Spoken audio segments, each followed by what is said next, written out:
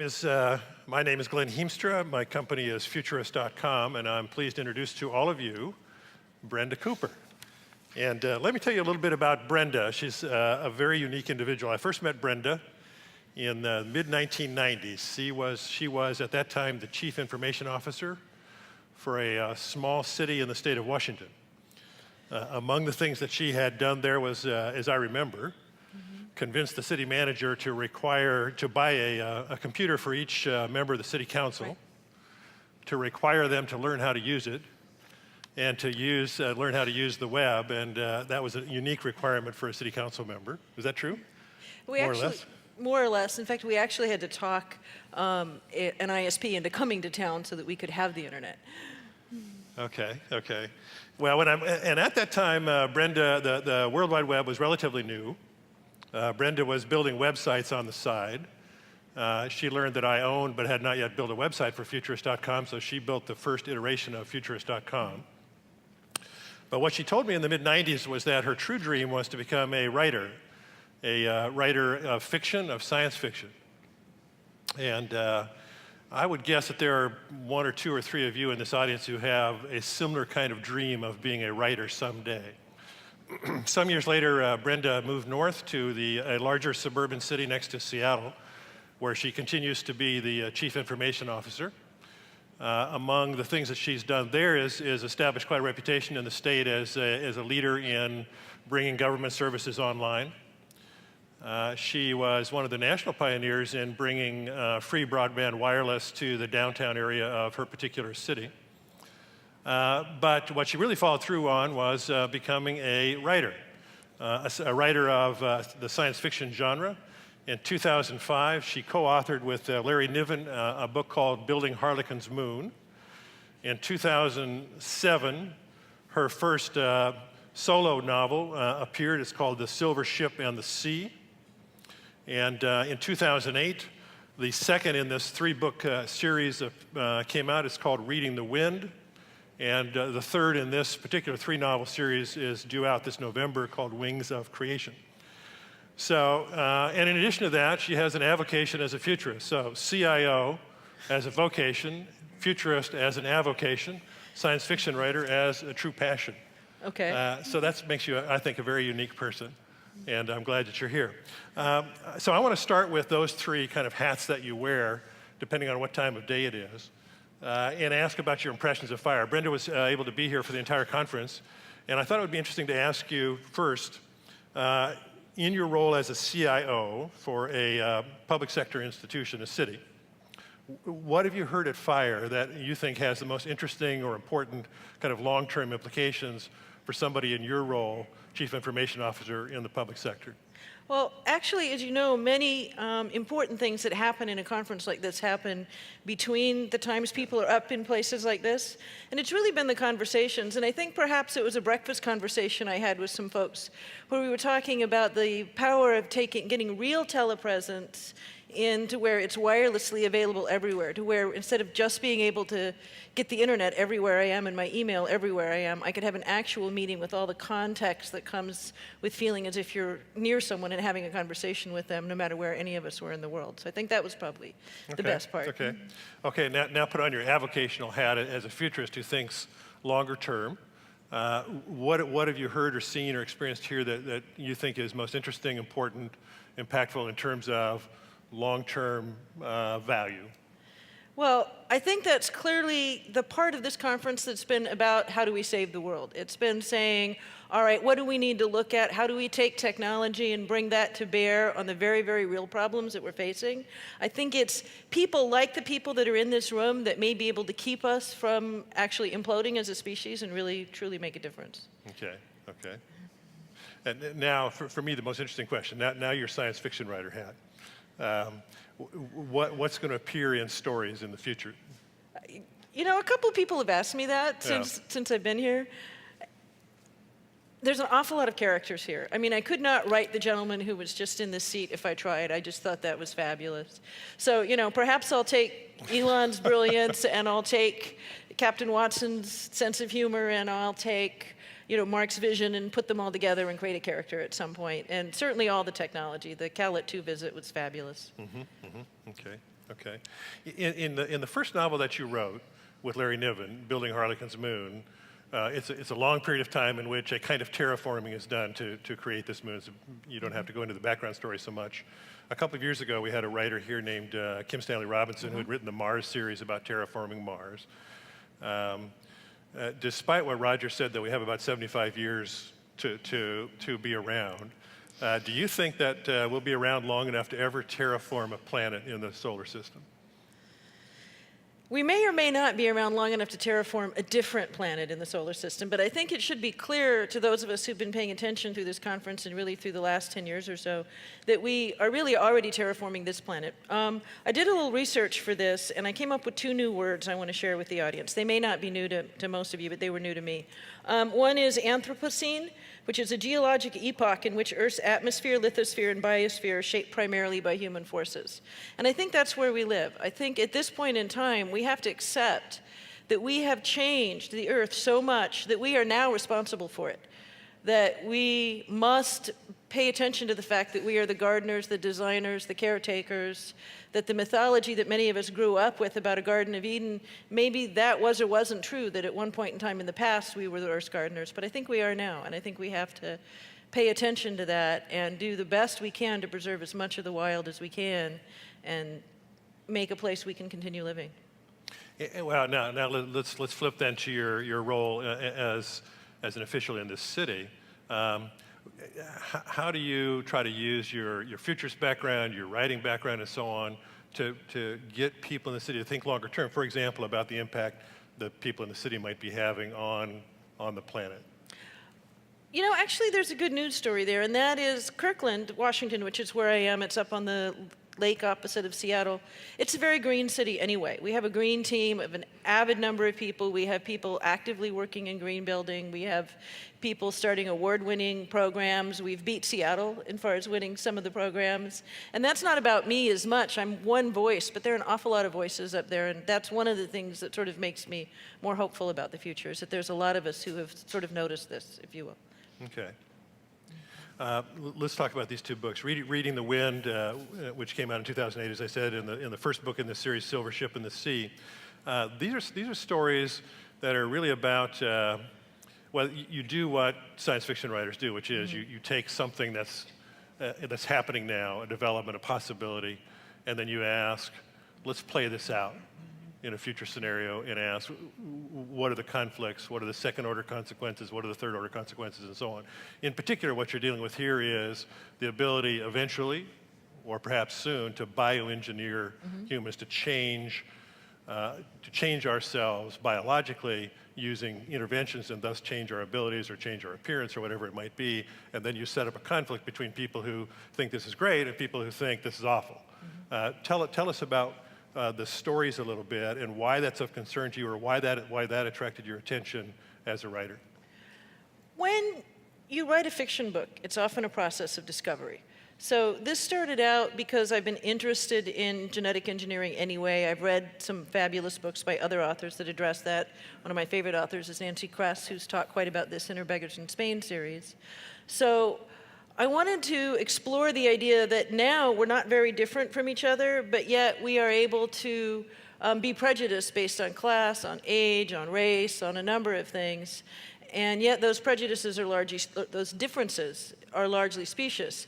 But what will happen when we could potentially be truly different, when perhaps I'm genetically engineered to have skills that are different from Glen's skills, and how do we manage to continue to get along? And then the other piece of the discovery bit, these books actually turned out to be a little bit about war, because I'm kind of got a pacifist bent, and this book got written during the run-up to the Iraq War, and I was out doing demonstrations in Seattle and stuff like that, so it's also got a sort of a subtext that says war is generally a bad thing and we ought to get over it. I should mention, by the way, that the first book in the series, Silver Ship in the Sea, received the Oricon Award for literature. I forget the exact name of the award. It's the Endeavor Award. The Endeavor Award.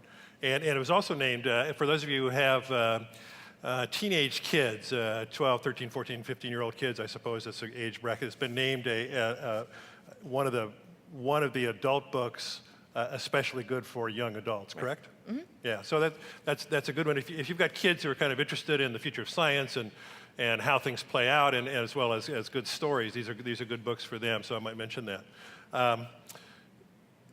What did you learn about, when you look at the long term of genetic engineering on which you base these books, what are some developments that you actually see happening? If you look beyond 5 years, 10 years, 15, 20 years, Ray Kurzweil-like, Singularity-like, how realistic, how likely do you think these developments in which we might actually alter ourselves are? Is this something that you anticipate as quite likely or as just an interesting possibility?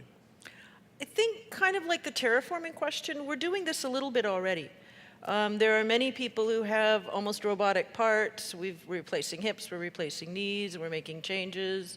There was a clinic opened in Los Angeles recently that claimed that they could select for genetic things like eye color. They were shut down based on protests about what they were doing. So I think this is a very real conversation that we're having about science that we already at least have the beginnings of the ability to do, and perhaps more than we know.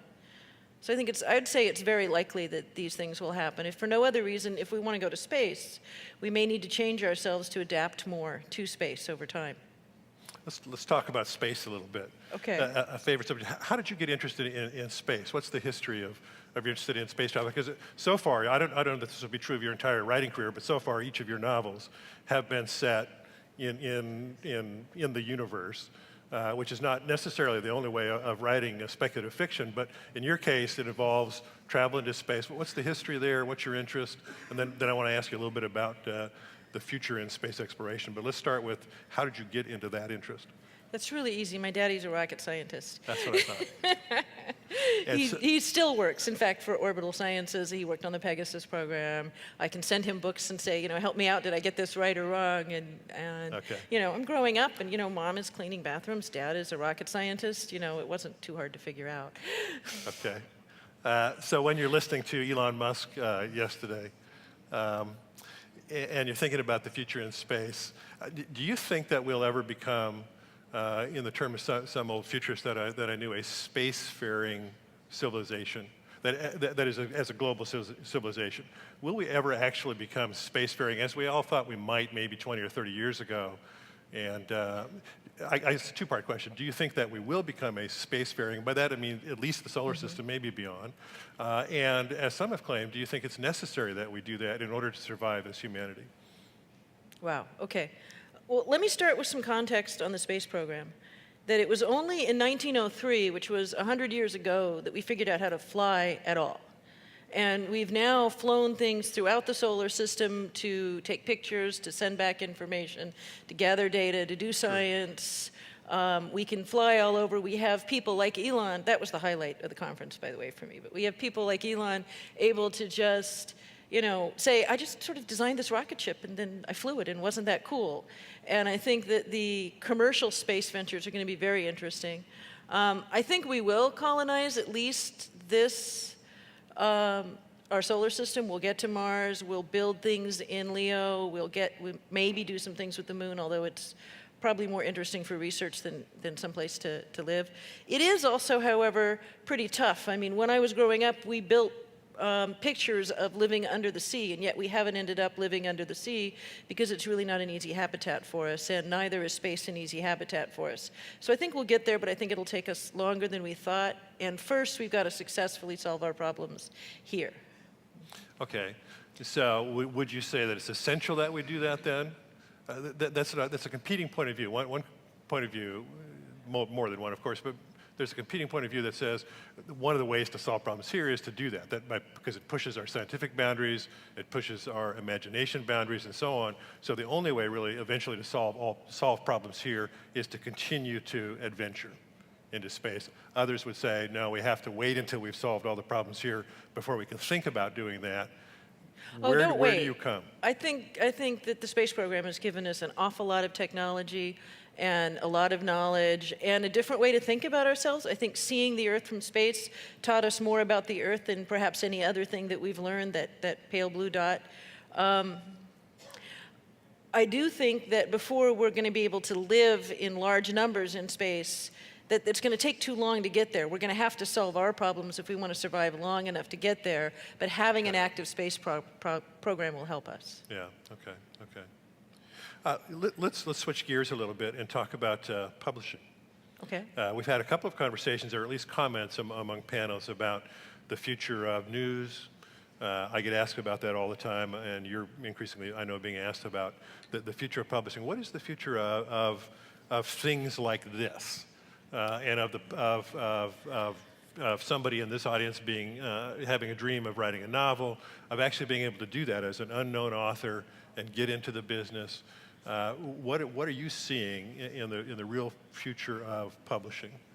Well, let me tell you a tale of two industries, because I work in the technology industry and I'm a published author. As a published author, I create a product. It takes maybe 6 months or so to sell the product and get all that done.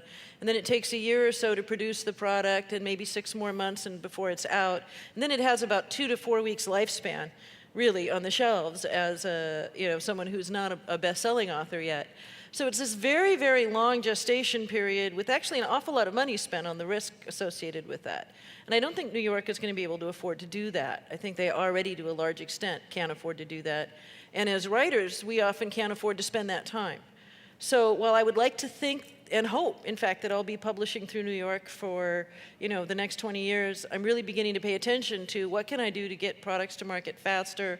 How can I work with the publishing industry, who frankly is struggling with this? I think it is exciting. I think if they can find a good business model, they won't go the way of newspapers, but will instead be able to do something interesting. But I think it's all really rocky right now and not helped much by the recession. So myself and a lot of other sort of cyber competent writers are starting to look at how can we get our products out and what can we do with them. And alternately, what can we do for our products that are out through New York? How do we promote them? How do we blog them? How do we video about them? How do we get it so that it gets out into people's hands? Because the old models just aren't there anymore. It's just a hugely changing field. So what is one of the alternative models? I get how you could use the technology of today to promote and why that's valuable. But if you don't go through that 6 months, 12 months, 18 months, produce a thing, it's printed, it's out, and obviously it's easy to say, well, we'll just put it up on the web, but nobody's really pulled that off. I've known authors who've tried that. Among the cyber authors that you just mentioned, what are things that you're actually talking about that might save the long-term future, particularly of new authors, of fledgling authors, of aspiring authors? Actually, the web has given more markets now than we've ever had for short fiction. Short fiction is in a fabulous time, particularly short science fiction. There's numerous, probably 20 or 30 publishing and paying markets out there, which there really have not been in the past. Novels are a little difficult and a different question. And I do have a story coming out at some point in time. They're still trying to get it approved through Apple, but they're doing a series of things called steampunk tales, which is basically stories about 1850s science fiction, Victorian era science fiction, which are kind of a kick, being let out just on the iPhone. So the only way you'll be able to get these anthologies is through the iPhone. And I have one of the stories in the second issue of what's going to be called Steampunk Tales that's going to come out purely as an iPhone app. And it won't have any other method of distribution. So, and we don't know if it's going to succeed or not. I mean, it may make zero money. It may make a lot of money. It may have 5 readers. It may have 1,000. We don't know. I like that. I've been reading a novel on my iPhone.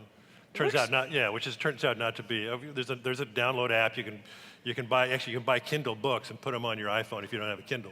You might not know that, but it turns out to be not the best form for reading a long thing like that. And the Kindle I was just itself, doing that as an experiment. Yeah. The Kindle itself is a game changer. Yeah. I have one. I love it. It's the reader in me loves it. The writer in me is not quite sure how it's going to work with business models and other stuff like that. But as a reader, you can just go to Amazon and buy that thing, bring it down, and in 5 minutes I can be reading a book I hear about up here, for example. Okay. What are you reading? What would you recommend these people read?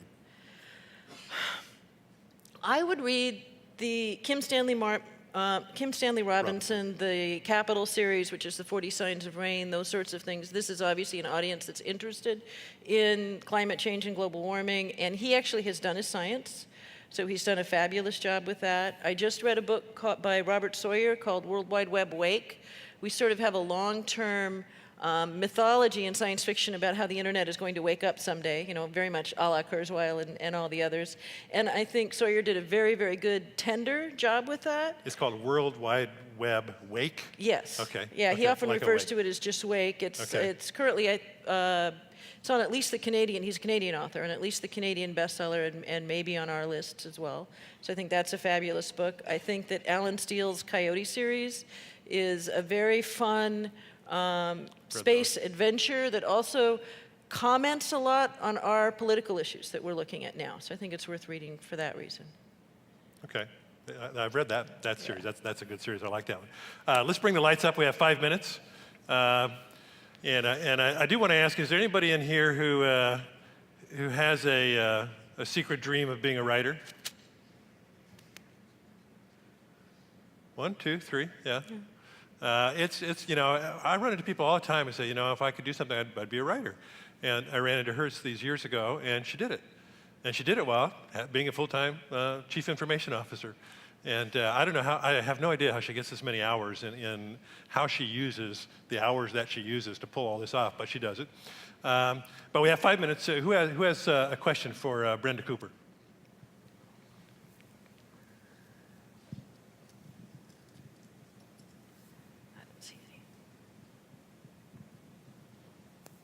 Anybody? Here's one up front. As a writer, do you have any influence over whether your publishers make books available via Kindle? As a writer at my level, which is sort of a new writer still,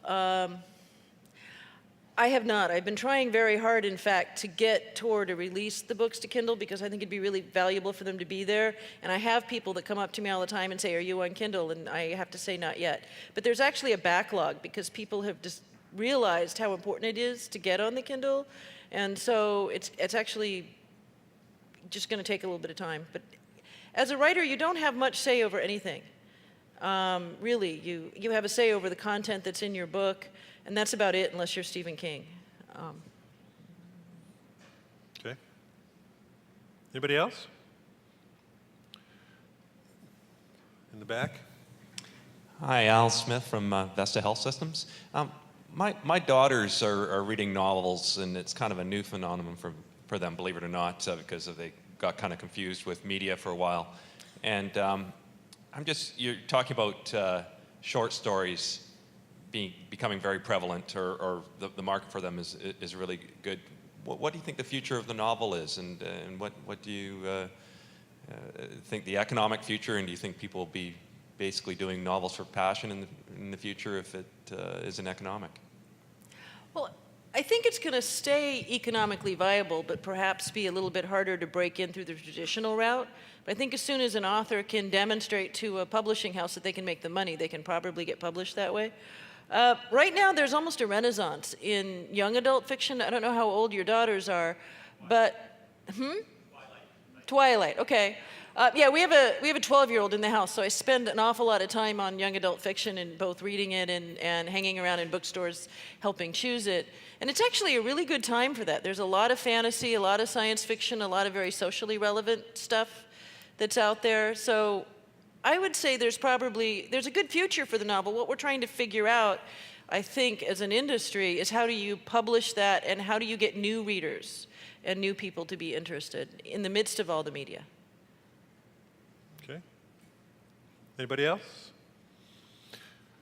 One last question for you then. And we just have a minute or so left. One last question, and it's the biggest one on my little sheet here. Given everything that you know, given everything that you study, given everything that you write about, and given what Roger said this morning, what do we need to do to survive into the distant future? I think the most important things are to have hope, to believe in ourselves, and to really be creative. I mean, I think it's going to be 1,000 different small solutions that are going to make a difference. And then the other thing we need to deal with is some sort of world structure for the world-sized problems that we need to work on. And that needs to be governance and not government, but I don't know quite how that works. We have it working a little bit in a variety of structures, but we may need to deal with that in a little bit more head-on fashion. And to curl it all the way back to the beginning of the conference, I think the leadership thing that Mark mentioned earlier is really important. I think it matters that we have people that can help lead us through the size and type of changes that we have to make in order to survive. Okay, well, thank you. All right. Thank you. Let's say thanks to Brenda Cooper. Check out her books. Thank you very much.